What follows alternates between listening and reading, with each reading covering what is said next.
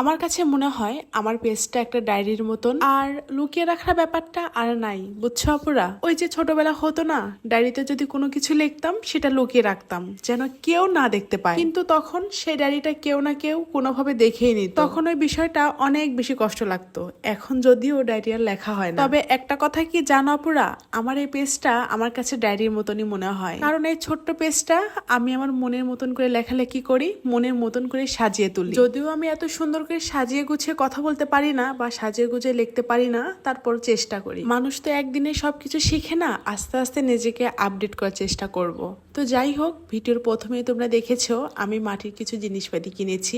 মাটির জিনিসপাতি কিনেছি, সেটা যদি ব্যবহারই না করি তাহলে কেমন হয় বলো? আর আমার একটা বদ অভ্যাস কি জানো, আমি জানি না আমার এটা বদ অভ্যাস না ভালো অভ্যাস, আমি যদি কোনো কিছু কিনে নিয়ে আসি সেটা আমি আগে ব্যবহার করি কিছুদিন, তারপরে উঠিয়ে রেখে দিই।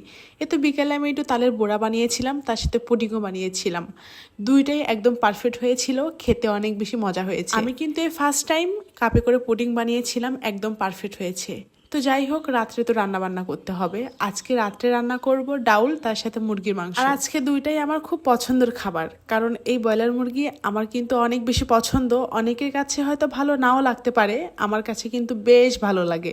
তো প্রথমে ডাউলটা সুন্দর করে পরিষ্কার করে নিলাম, এখন আমি সিদ্ধ করতে দিয়ে দিব। যদিও অন্য সময় কিন্তু আমি প্রেসার কুকারে ডালটা সিদ্ধ করে নিয়ে আজকে পাতিলেই দিয়ে দিলাম।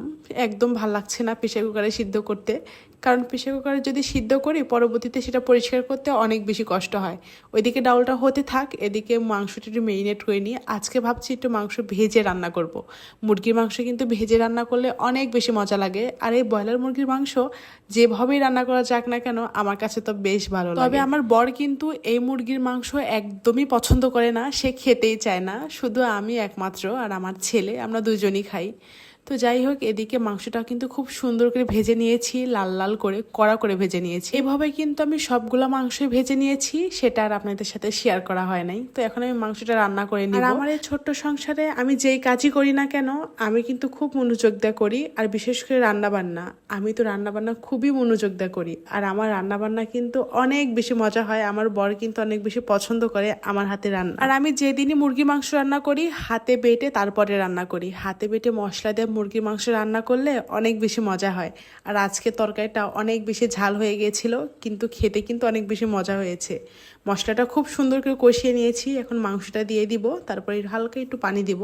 যদিও মুরগির মাংসে আমি খুব একটা পানি দিয়ে কষাই না, এমনিতেই কষাই। আমি প্রায় 30 মিনিটের মতন মাংসটা সুন্দর করে কষিয়ে নিয়েছি। কালারটা কি সুন্দর হয়েছে দেখতে পাচ্ছেন, অনেক অনেক সুন্দর হয়েছে। এখন আমি ঝোলের পানিটা দিয়ে দিব। যাই হোক, আমি মুরগি মাংস রান্না করতে করতে আপনাদের কাছ থেকে বিদায় নিচ্ছি। আশা করি আমার এই ছোট্ট ভিডিওটা আপনাদের কাছে অনেক বেশি ভালো লেগেছে। ভিডিওটা আর বেশি বড় করব না। আল্লাহ হাফেজ।